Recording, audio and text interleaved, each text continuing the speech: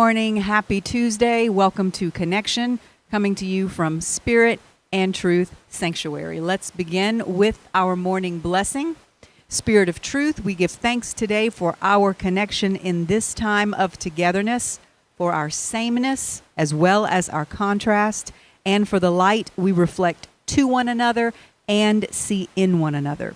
We give thanks for the holy that holds us and for the humanity that always brings us back to the holy.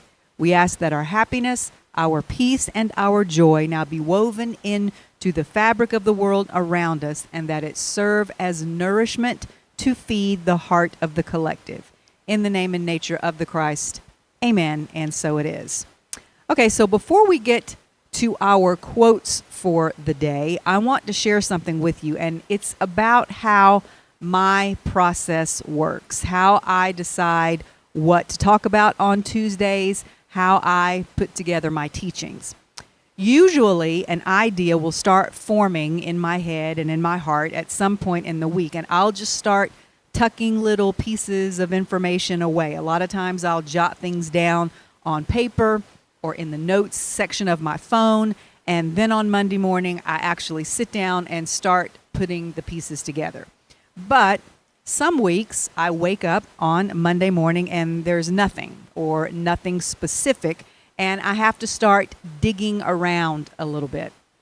I have a whole folder of notes that I've taken in the past that haven't quite found their way into a teaching yet, and so sometimes I'll start there. Other times I'll go to the YouTube channels of some of my favorite teachers and see if they're talking about anything that sparks my interest or resonates with me. And then if all that has failed, I start reading through past teachings that I've already given to see if I can rework one or take a general idea from one of them and expand on it or come at it from a little different angle. So yesterday was one of those days, and as I was reading through some of my previously presented teachings, I was really drawn to one I had done about the heart chakra back in 2020. As some of you may remember, I did a whole series then on the chakras, the main ones anyway. There are 7 of them. And in reading through this particular one, it kept referring back to the ones before it. And I thought, hey, this whole series was pretty good. I might just want to repeat that at some point. But then, as often happens to all of us when we feel an inspiration to do something, doubt started to creep in. And I started having thoughts like, this isn't new material. No one's going to be interested in my warmed over information from 2 years ago. People are going to turn it off the minute they realize it's something that they've already heard, or they'll think I'm just lazy and don't want to take the trouble of putting something new together. And then I caught myself and realized that that was just my ego talking. See, I have to do the same thing that I tell you to do. I had to have a little come to Jesus talk with myself and actually practice what I preach. One of the concepts that I've taught before is that even in the Bible, it says there is nothing new, or completely new anyway, under the sun. Everything that is has been before in ancient times, and everything that has been will be again. And it's our specific interpretation of things that's important. That's what makes it our unique contribution. I've given the example before that 5 different artists can go out one evening and paint a picture of the exact same sunset, and you're going to have 5 different paintings because each of those artists will see it in a little different way. And I used that concept in the past. I have used that concept to teach you that your contribution matters, no matter how small or insignificant you might think it is. And I've encouraged you to create things that you're inspired to create, even if you don't think, or if you know they're not 100% original, because the original part is your unique interpretation of it. I say that to others all the time, but yesterday I had to say it to myself. And just for reinforcement, as I was watching some YouTube videos, like I said, I go to some of my favorite teachers, and everybody, all of you know that I listen to Amanda Ellis a lot, and what she was talking about in one of her videos yesterday, first of all, she had red on, which is the color of the root chakra, the base chakra, and she was talking about chakras. So I thought, okay, I get it, universe. This is what I'm supposed to talk about. And so I also have said before that we all have favorite books, movies, songs, and even meals that we read, watch, listen to, eat many times because they're our favorite. And each time we enjoy them all over again. So I'm not going to apologize for repeating this teaching or this series. I may do the entire series. I counted up. If we do the entire series again, it'll take us through about Thanksgiving. It's what's on my heart to talk about right now, and that's what I always follow. And I trust that even those of you who went through these teachings with me 2 years ago will be able to hear something new that you might not have heard last time, or that you'll hear the same thing, but it will apply to your life differently because you're in a different place now. We've all, hopefully, evolved a little more now from 2020, from where we were and who we were in 2020. So I'm sure it will be beneficial and beautiful for us all. And I just want to take one more minute before we begin with the quotes to thank my friend, Miss Cindy Holt, who took the time to stop me on Sunday and let me know that last week's teaching about knowing your worth had really touched her. And guess what? A lot of the information in that teaching was from a previous teaching as well. But I followed my heart last week and repeated some things, and it ended up being exactly what she and hopefully some others needed to hear at that moment. So thank you, Cindy, for your encouragement, and to all of you who reach out to me on a regular basis. So many of you send me Facebook direct messages and text and to tell me how much you appreciate me, and I always appreciate and I'm grateful for your feedback and to know that you're getting something from the teachings. Okay, so enough of an introduction. Let's begin our series on the chakra system. Today we'll be discussing the root chakra, and the purpose of this teaching and of the whole series is just to further help us know ourselves. Knowing thyself is fundamental, and understanding and working with our chakra system is just one of the ways we can accomplish that we can know ourselves a little better. So, without further ado, here are the quotes. The first one is by the Buddha. If you let cloudy water settle, it will become clear. If you let your upset mind settle, your course will also become clear. Next, Andrew Martin, your primary job is to get right with yourself. The fundamental purpose of your life's work is to end the war within. All things arise from your inner landscape. Harmony, synchronicity, flow, alignment, all begin with you. You are the source of all you perceive. Okay, next, switch your mentality from I'm broken and helpless to I'm growing and healing, and watch how your life changes for the better. That was just from a website called The Power of Positivity. Next, from Wayne Dyer, and I think that I've even quoted this one recently in a different teaching. You leave old habits behind by starting out with the thought, I release the need for this in my life. Next, when the root is deep, there is no reason to fear the wind. Next one by a man named Phil Good. You will continue to draw to you physical evidence of your belief systems, as the universe is merely here to affirm you, no matter which frequency you wish to dwell on. However, you must also consider that what pops in to your immediate reality is strategically placed there by a higher aspect of who you are to encourage you to rework your beliefs so you may climb the vibrational ranks. All right, that was a lot. Said another way, I'm going to go back to another quote of Andrew Martin's. He always says, when you don't understand, basically that's what this other quote was saying. When you don't understand what's going on in your life from the human perspective, just trust that it is your higher self that is moving the pieces on the chessboard to accomplish a greater good. Or like this one says, to like the other quote said, to encourage you to rework your beliefs so that you may raise your vibrational level. Okay, I want to introduce you to our topic today, and as I mentioned earlier, let you know that today's teaching is probably going to be the beginning of a series that I'm going to do on the chakra system. Now, if you weren't around here or listening to me in 2020 and you have never heard this word, please don't let that word chakra, scare you.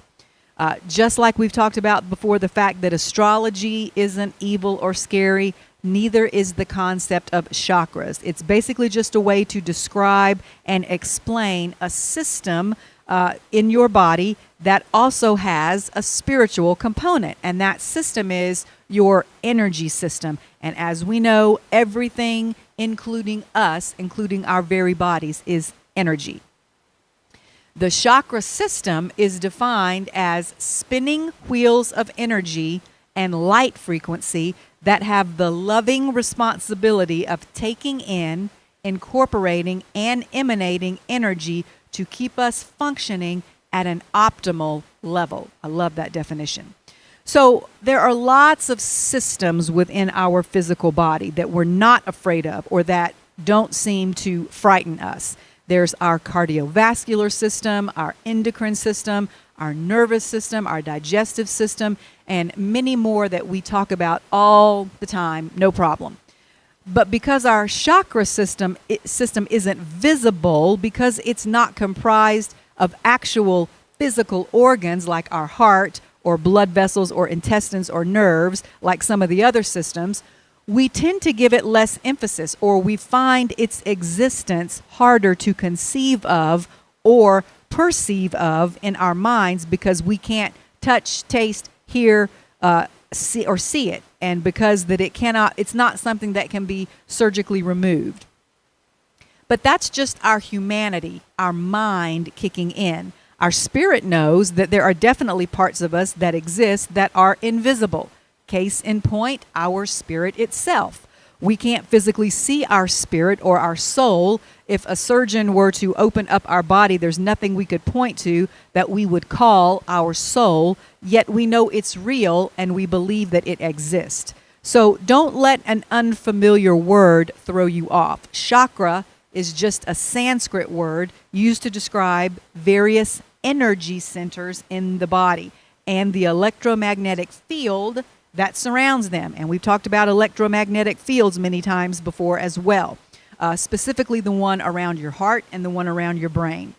So if you need to think of them as that, or if you'd rather call them that, energy centers, if that's more comfortable for you, then feel free. It really doesn't matter what you call them, but I'm going to refer to them as chakras. And today we're specifically going to talk about the first one, which is known as our root or base chakra. And the reason we're starting with that one is because it's the first one to develop. It begins actually when we're in our mother's womb, and it is the foundation that all the others are built on. So if it's strong, then the rest of the system should be as well. Okay, so this is the chakra that has to do with our survival, and how healthy it is, what kind of shape it's in, determines how safe and secure we feel in life. The title of my teaching today is Safe in the Storm, Revisiting the Root Chakra. And I want to begin with a little story that actually happened to my family in my house. But before I get to the story, I want to say this. We talk a lot about having faith, and we often refer to our collective belief system as our faith, what it is that we believe in. And the reason we have faith or believe that we need it is to get us through the difficult times in life, to get us through the storms. Because let's face it, when everything's going well, when things are going great, we don't really need faith. Coming to church, believing in a higher power, practicing other aspects of our faith might be enjoyable and are certainly beneficial to us all of the time. But when we really need our faith, when we rely on it, is when we're having to face a storm, when things are not going well. So to illustrate this now, I'm going to get to my story. One night a few years ago, I went to bed around 11 o'clock and I was sound asleep when my phone went off around 2:45 a.m. And it was Brandy, my sister-in-law, asking if I was up watching the news because there were some tornadoes that had touched down and were apparently headed our way. So I got up and turned on the television, and sure enough, the weatherman was saying at that very moment, if you're in the Stone Mountain or Redan area of DeKalb County, don't wait. Go ahead and get to the lowest level of your house now. And so I immediately headed upstairs where Mom and Dad were, and as often is the case in the middle of the night at our house, their lights were still on, and Mom's TV was blaring yes, they were bickering. Benny did this. Mom and Dad's love language is bickering. So they don't really, if you're not around them a lot and you experience that, you think, oh, they're fighting. They're not fighting. That's their little love language. Okay. So all the lights were still on, and Mom was watching TV. Not the news, though. She didn't care. She didn't know anything about the tornadoes. She was watching some past videos of musicals we've done here at the church. And it was kind of funny when I opened her door at 2:45 a.m. I didn't knock. I just burst in there, and she just said, hey, not like, what's wrong? Why are you bursting into my room without knocking at 2:45 in the morning? She just acted like it was the most normal thing in the world, like, come on in and watch this with me. So our household has never, ever been normal. So I get her and Daddy down to the basement where my son, Nabe, and his wife live, and I was headed back up to the middle level to wake up Tony, my husband. That's another long story. My husband is such a heavy sleeper, he actually once slept through a tree falling on our house, which even woke our neighbors up, but he slept right through it. So I'm headed back up after him, and on the way up the stairs, I get another text from Brandy, and she says, crazy, they said it just lifted up, talking about the tornado. And sure enough, just as I got back to the TV, they were saying that the tornado that had, a tornado that had been actively spotted on the ground just minutes before had dissipated, and they were downgrading the warning back to a watch. So we all went back to bed, and thankfully, all was well, excitement over. The point of my telling you that is, after the fact, I was just noticing that although I was concerned, and rightly so, and although I felt the urgency to move quickly once I heard the newsman say, don't wait, get to a safe place now, I never felt fear. I never went into panic. And so it's during times like that, it's during the storm that we see exactly how strong our faith, that we like to talk about a lot, is. We see how strong it actually is when we're faced with situations like that. Most of us don't find ourselves in life or death situations, or even in literal physical danger all that much. At least that's not my daily experience. But when we do, the level of faith that's within us to draw on is largely determined by how strong our root chakra is, how secure we feel in our faith and in our life. So there's lots and lots of information out there about the root chakra, and you can go as deep into working with it as you want on your own.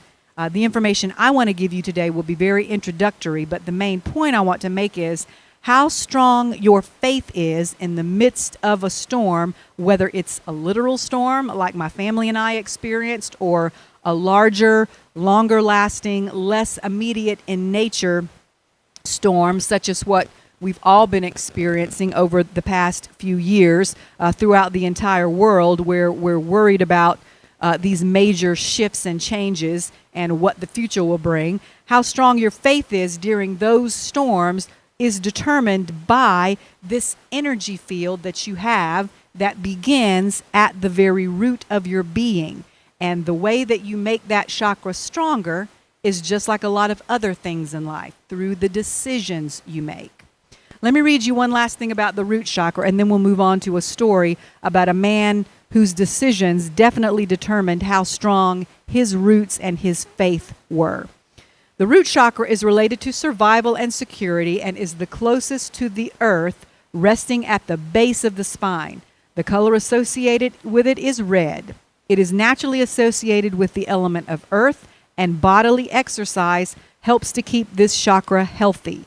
The root chakra enables us to use our power to create our own security in life, so that we see our world as a safe and enjoyable place. The message of the root chakra is, I exist. I think that's one of the reasons why it begins within your mother's room, not room. It is a room, but womb, because that is the very beginning of your existence. All right. So it talks there about us having the power to create this feeling of security for ourselves. Like we've talked about before, learning to be the captain of your own boat so that your perception of the world will be of a safe and loving environment rather than an angry, hostile sea. I'm going to read you now a story about a man who had every reason to feel like the world was not a safe and loving place for him. He had every reason to be filled with fear, but he made a decision to have faith instead. In September of 1942, a young doctor, his new bride, his mother, father, and brother were arrested in Vienna, Austria, and taken to a concentration camp in Bohemia. It was events that occurred there and at 3 other camps that led the young doctor, known only as prisoner number 119104, to realize the significance of the meaningfulness in life. One of the earliest events to drive home the point was the loss of a manuscript, his life's work, during his transfer from one prison camp to another. He had sewn it into the lining of his coat, but was forced to discard it at the last minute. He spent many later nights trying to reconstruct it, first in his mind, then on slips of stolen paper. The young doctor's name was Viktor Frankl. When he was moved to Auschwitz, his manuscript was discovered and destroyed. His desire to complete his work and the hope that he would be reunited with his wife and family someday kept him from losing hope in what seemed an otherwise hopeless situation. After moves to 2 more camps, he succumbed to but survived typhoid fever. In April of 1945, Frankel's camp was liberated and he returned to Vienna only to discover the deaths of his loved ones. Although physically weak, emotionally broken, and very much alone in the world, he was given the position of director of the Vienna Neurological Polyclinic, where he wrote prolifically and helped hundreds of patients over the next 25 years. Okay, so now, let's look at this man's reality. This story is obviously it takes place during World War II and the Holocaust, and he and his family were arrested and imprisoned simply because they were Jewish. So number 1, he had broken no law, committed no crime, was an upstanding citizen, a doctor, yet he and his whole family were arrested and detained in a prison camp where he was subsequently separated from his family. Number 2, he had managed to sew a manuscript of the book that was his life's work into the lining of his coat. He thought at least if he were in prison, he could continue to work on the book he had poured his life into, but at the last minute, he had to leave the coat behind. 3, he reconstructs most of the book that he's already written once on stolen bits of paper while in the prison camp, but when he is moved to another camp, they find it and destroy it. So now he's lost it twice. 4, he becomes gravely ill, but recovers and is liberated at the end of the war, only to return home to find he is the only one of his family members who has survived. Yet he then has a long career helping others and is probably most known for this famous quote: "Everything can be taken from a man but one thing, the last of the human freedoms, to choose one's attitude in any given set of circumstances, to choose one's own way." So there are stories of him in prison being polite to guards and sincerely thanking them for even the smallest portion of rotten food and dirty water. How could it be possible that this man, after all that had happened to him, that he in no way deserved, was still able to find beauty and joy in life and to help others and to view the world as a secure and happy place? The simple answer is he decided to. In the book Stillness Speaks by Eckhart Tolle, he says this: "No matter what happens, no matter how much your life changes, one thing is certain, it's always now. Since there is no escape from now, why not welcome it, become friendly with it? The present moment is as it is, always. Can you let it be? So that sounds like a good life philosophy, and it might be easy to say when we're talking about losing a job or going through a divorce or not getting something you really wanted, which are all devastating things. But what about an experience like Viktor Frankl's? What about having every liberty imaginable taken away from you and being separated from your home, your career, and everyone you love in one fell swoop? What would your natural reaction be to something like that? I think many of us would answer that our most natural human reaction when we are placed in circumstances that we don't like or are not comfortable with is get ourselves out of it. So there are several different ways that we as humans go about this. Number one is the instinct to fight, whether it's physical, psychological, legal, whatever arena we have at our disposal, we can use to overpower the people that have put us there. Or as children do, which some of us never grow past that level, just yell louder and longer than anyone else until you win. Or if it's a fight over an item, the winner is the one who hangs on the longest and just won't let go. Let's go back to Viktor Frankl. In his case, was it possible for him to physically overpower trained military guards carrying guns? No. And very often, the situations we find ourselves in are not ones that can be fought or won tangibly. So what is another way we fight? Sometimes we wage an inner fight and move to the realm of our thoughts, okay? Here's another quote from the book Stillness Speaks. When you're in a situation you don't want to be in, saying, I don't want to be here, is not only useless, but also dysfunctional. It only makes you and others unhappy. Can you feel how painful it is to internally stand in opposition to what is? Only when you recognize this can you be free to give up this futile conflict, this inner state of war. Okay, so what did one of our quotes today say? The fundamental purpose of your life's work is to end the war within. Okay, when thoughts like, I'm not going to make it, come in, we have to immediately replace it with the thought, yes, I can. How much good would it have done Viktor Frankl to sit in that concentration camp day after day saying, I don't want to be here. Why did this happen to me? I don't deserve this. I wish things were different. It would have done him no good at all.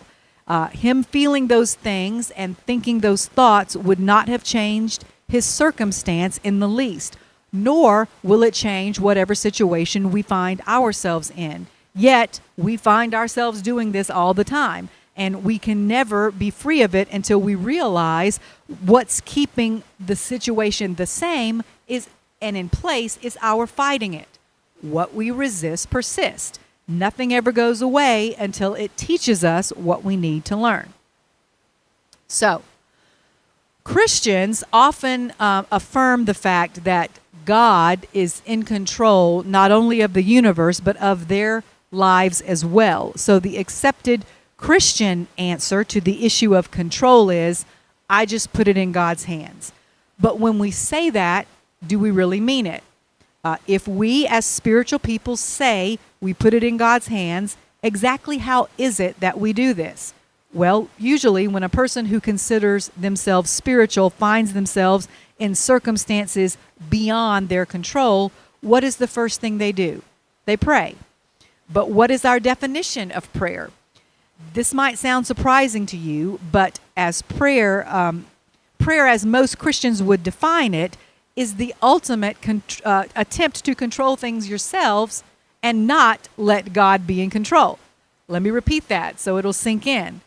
Prayer, as most Christians define it, is the ultimate attempt to control things yourself and not let God be in control. All right, so why do I say this? Before I answer, let's get some basic assumptions in place. If you believe that God is a good God and that he is in control of everything all the time, then why do you feel you need to remind him of the things you need him to do for you or instruct him on what the best outcome of a certain situation should be? Also, if you have supposedly given your life to him and have asked him to order your steps and to be in control of every situation in your life, then why would you think that anything that comes into your life could be wrong or bad or something that you need him to change for you? Here's a passage from a book called The Sacred Yes by Reverend Deborah Johnson. When your prayers appear to be answered, it is not because God has come around to your understanding, but because you have come to his. It is you who have changed your mind, not God. You never need to beg, beseech, plead, bargain, negotiate, or argue with God. All of this is unnecessary. When you run out of things to do yourself, then you turn to God and complain about he is doing things. Your attempt to influence God is simply your fear that he doesn't know what's going on, or that he is too unconcerned, indifferent, or busy to be bothered. God has never forgotten anything. So why do you worry? What could God possibly want you to say yes to that is not for your own good? Okay, I've said this before, but I don't like the phrase prayer changes things, because I don't think it's true. I think what it needs to be is prayer changes me to accept things as they are. All right.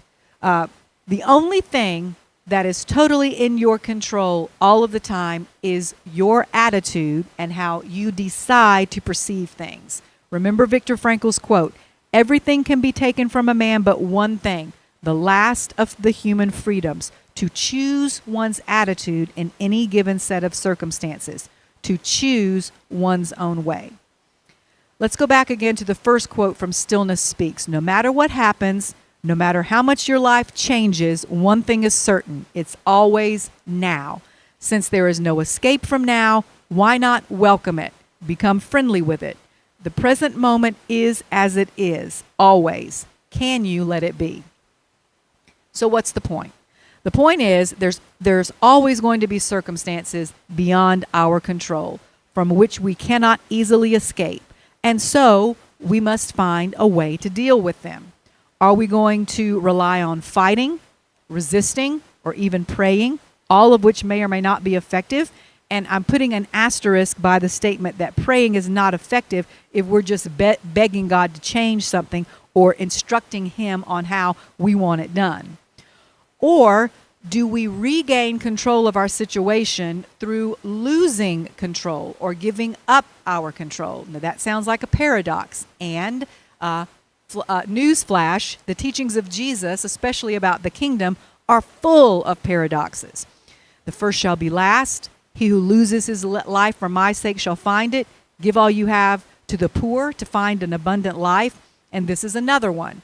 The ultimate way to be in control is to give up all control and surrender to the now moment. So let's bring it down now to our individual lives. How can, first of all, though, let's go to the Bible. I'm just remembering this. Romans 8:28. That scripture says, all things work together for the good of those who are called according to his purpose. Now, we've been through this over and over. It doesn't say all good things are working together. It says all things, no matter how you perceive them, whether you perceive them to be good or bad, are working together for the good. So that's an important little thing to remember. How can we, in whatever storm we're going through right now, especially if it's a life and death situation, which some of you may be facing, or it may just feel like a life and death situation, how can we say, I'm just going to give up control of this, okay? Here's another quote. Listen to this one. Every birth, in some respects, feels like a death because you must move from the place where you are into a new space of unfoldment. Sometimes we tend to mourn the place we are leaving rather than rejoice over the new place we're going to. Okay, let's think about the physical birth of a baby. As soon as that child exits its mother's body, the life that it has known for 9 months inside the mother's womb dies. He can't be inside his mother's womb and outside of it at the same time. So necessarily, the life he knew in the womb has to die so that he can be born. It's just like the caterpillar and the butterfly. Once the butterfly emerges from the cocoon, its life as a caterpillar is over. but that doesn't mean it's dead. It's just in a different dimension. It's dead as a caterpillar, but alive as a butterfly. So death always being viewed as a bad thing is really just a matter of our perception. The minute you label any circumstance in your life as bad, you have already lost control, or rather, you have taken control out of God's hands and put it back in your own. Because rather than believing, as you say you believe, that God is good and all good things come from him and all things, both good and bad, are working together for your good, you take it upon yourself when you don't want to do that, to eat from the tree of the knowledge of good and evil and make the decision to say that something is bad or evil. And every time you do this, it chips away a little bit at that root chakra, and you feel less and less secure and more like a victim. So back to the paradox. The key to always maintaining control, the only way to keep yourself out of situations and circumstances where you feel uncomfortable and out of control, is to give up control, to stop fighting what is, start trusting God, specifically the God nature inside of you, and truly believe that he will never send you anything you cannot handle or that will not eventually work out for your benefit.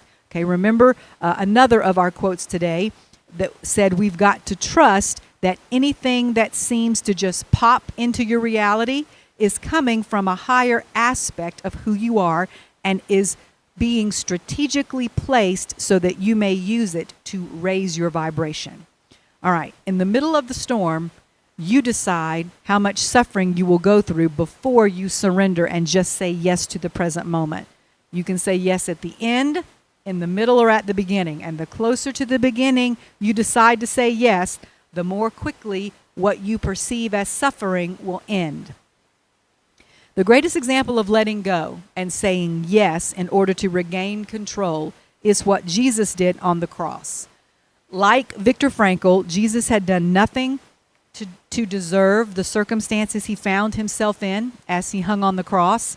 He had lived a sinless life, and he had done everything that had been asked of him. He was an innocent man who was suffering for no justifiable reason, a situation that most people would choose to label as bad. But he decided to accept the experience for what it was and not fight what he knew he had agreed to come here and do.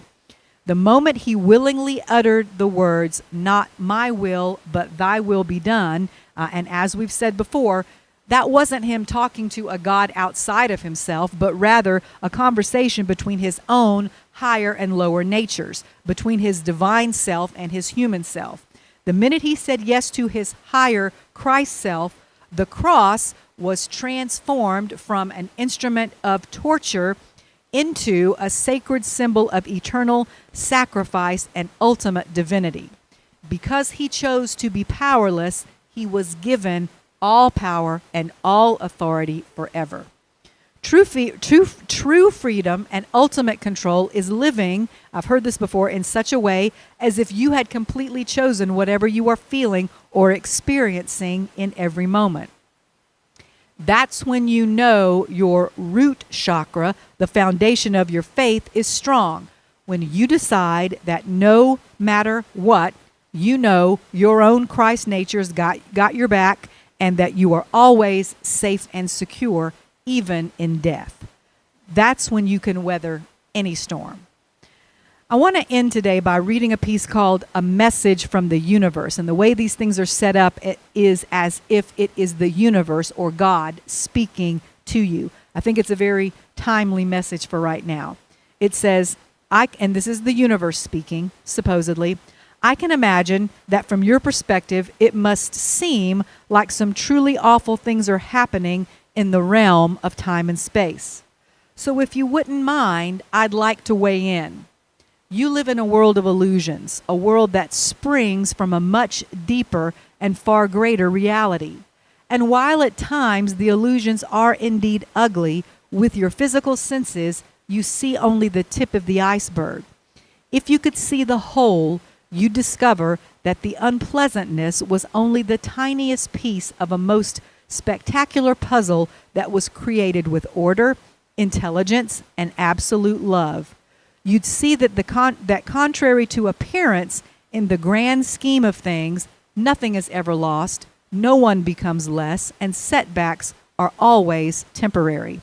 And you'd understand that no matter what has happened, everyone lives again, everyone laughs again, and everyone loves again, even more richly than before. So, our prayer today is, God, help us to say yes to whatever it is that you bring into our lives.